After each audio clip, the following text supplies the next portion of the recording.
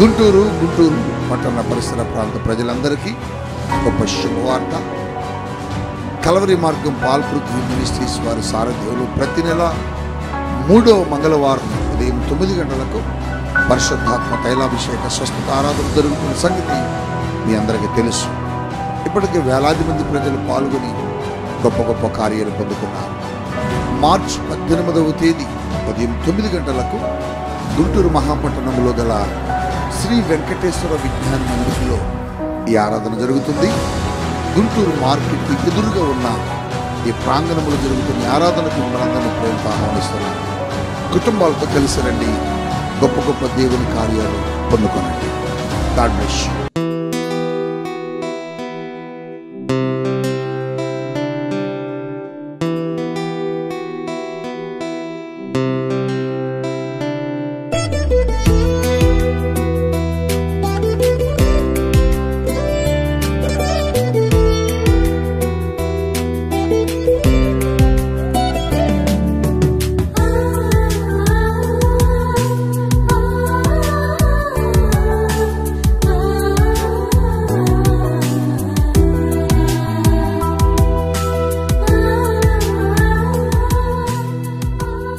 యేసుతో ప్రతిదినం అనే ఆధ్యాత్మిక దేవుని పిల్లలారా, ఎలా ఉన్నారు?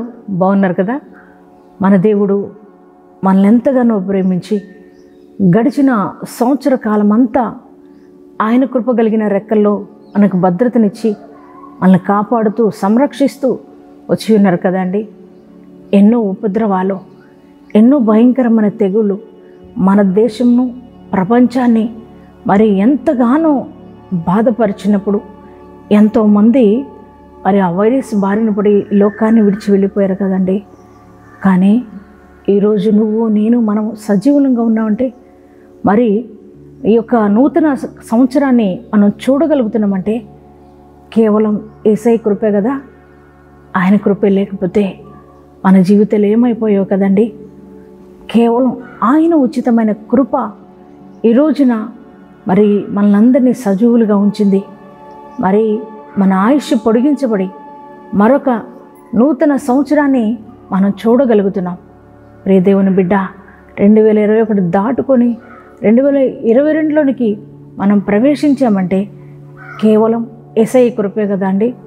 నిజంగా ఆ కృపోన్నతుడైన దేవునికి మనం అందరం కూడా థ్యాంక్స్ చెప్పవలసిన వారమైనా, ఎన్ని స్తుతులు చెల్లించినా ఆయన రుణం మనం తీర్చుకోలేమండి. ఎందుకంటే ఆయనకు మన పట్ల ఉన్న ప్రేమ, శ్రద్ధ ఎంతో గొప్పది నాన్న.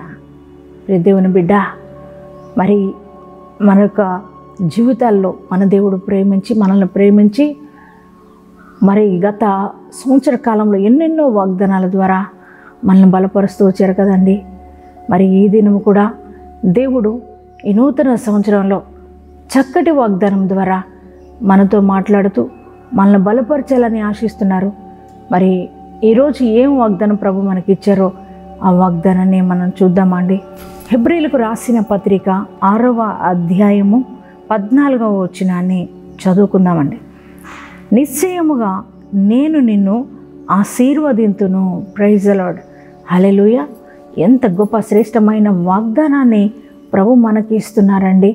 ఆయన అంటున్నారు, నిశ్చయముగా నిన్ను నేను ఆశీర్వదింతునని ప్రభు అంటున్నారు. ఈ వాగ్దానం మరి అబ్రహాముకు దేవుడు ఆ దినాల్లో ఇచ్చి ఉన్నారు. అబ్రహామును దేవుడు పిలిచినప్పుడు అబ్రహాము తన ఇంటిని, తన స్వజనులను విడిచిపెట్టి మరి దేవుడు చూపించే ఆ యొక్క స్థలానికి మరి అబ్రహాము వచ్చినప్పుడు అబ్రహాముతో దేవుడు అన్నారు, మరి అబ్రహామా, నేను నిశ్చయముగా నేను ఆశీర్వదింతునని దేవుడు వాగ్దానం ఇచ్చారండి. మరి ఆ వాగ్దానం ఇవ్వటం మాత్రమే కాదు, కానీ అబ్రహామును ఎంతగానో దేవుడు ఆశీర్వదించాడు.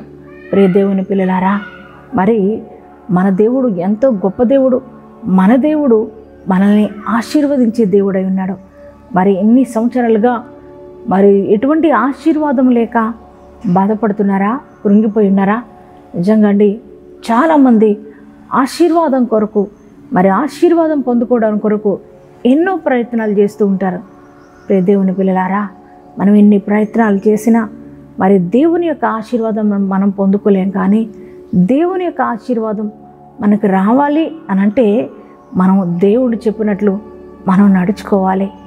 దేవుని యొక్క పిలుపు విని మరి దేవుడు చెప్పినట్లు మనం చేసినట్లయితే, దేవుడు విడిచిపెట్టమన్న వాటిని విడిచిపెట్టి ఆయన చిత్తంలో మనం నడిచినట్లయితే, మన దేవుడు మనతో ఆయన ఈరోజు వాగ్దానం ఇస్తున్నారు. ఈ యొక్క నూతన సంవత్సరంలో ప్రియ దేవుని బిడ్డ, ప్రభు మనకు వాగ్దానం ఇస్తున్నారు. ఆయన ఏమంటున్నారంటే, నిశ్చయముగా నిన్ను నేను ఆశీర్వదిస్తానని దేవుడు వాగ్దానం ఇస్తున్నారు. ఆయన మాటలు ఎంత నిశ్చయిత ఉంటుంది కదండి. మరి మనుషుల మాట వంటివి కానే కాదు ఆయన మాటలు. ఆయన నిశ్చయముగా అని ప్రభు సెలవిస్తున్నారు. నీ దేవుడు నిశ్చయముగా నిన్ను ఆశీర్వదించే దేవుడై ఉన్నాడు. ఇప్పటి వరకు ఆశీర్వాదం లేదని బాధపడుతున్నావా? కృంగిపోయి ఉన్నావా? ఏంటయ్యా నా జీవితం అని అనుకుంటున్నావా? దేవుని పిల్లలారా, ఈరోజు ప్రభు అందుకనే మరి నూతన సంవత్సరంలో నీతో మొట్టమొదటిగా ఆయన మాట్లాడుతున్న మాట, నిశ్చయముగా నేను ఆశీర్వదిస్తానని. దేవుని పిల్లలారా, మన దేవుడు మనల్ని ఆశీర్వదించే దేవుడు నాన్న.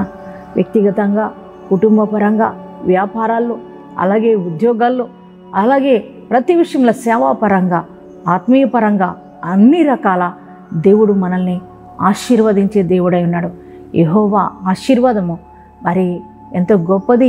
అది ఐశ్వర్యంలోనికి మనల్ని నడిపిస్తుంది కదా. ప్రియ దేవుని పిల్లలారా, అంత మాత్రమే కాదు, దేవుని యొక్క ఆశీర్వాదం మరి కొన్ని రోజుల నుండి వెళ్ళిపోయేది కాదు, కానీ దేవుని యొక్క ఆశీర్వాదం స్థిరంగా మన పైన ఉండేది. మరి అటువంటి నిండైన ఆశీర్వాదం దేవుడు మరి మనకి ఇస్తానని వాగ్దానం ఇస్తున్నారు. ఎన్ని రోజులు మరి ఇన్ని సంవత్సరాలు గడిచిన సంవత్సర కాలంలో ఎటువంటి ఆశీర్వాదం లేక వేదనతో కృంగిపోయి నలిగిపోతూ బాధల్లో, వేదనలో, కృంగుదల్లో, అప్పుల్లో, అనారోగ్యంలో, మరి అవమానాల మధ్యలో నలిగిపోతూ ఉన్న నీతో ప్రభు మాట్లాడుతున్న మాట, రే బిడ్డ, నేను నిన్ను నిశ్చయముగా ఆశీర్వదిస్తానని దేవుడు వాగ్దానం ఇస్తున్నారు. ఆయన మాట ఇస్తే నెరవేర్చే దేవుడు కదా. మరి ఈ సంవత్సర కాలంలో దేవాది దేవుడు మనలందరినీ కూడా ఆశీర్వదించబోతున్నాడు.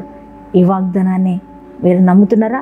మీరు నమ్మితే ఈ వాగ్దానాన్ని మీ హృదయంలోనికి రిసీవ్ చేసుకోండి. దేవాది దేవుడు మరి ఈ వాగ్దానము మనందరి జీవితాల్లో నెరవేర్చునుగాక. ప్రార్థన చేసుకుందామా అండి. మహాగణుడా, పరిశుద్ధుడా, కృపామయుడా, నీకు వందనాలు, స్తోత్రాలయ్యా.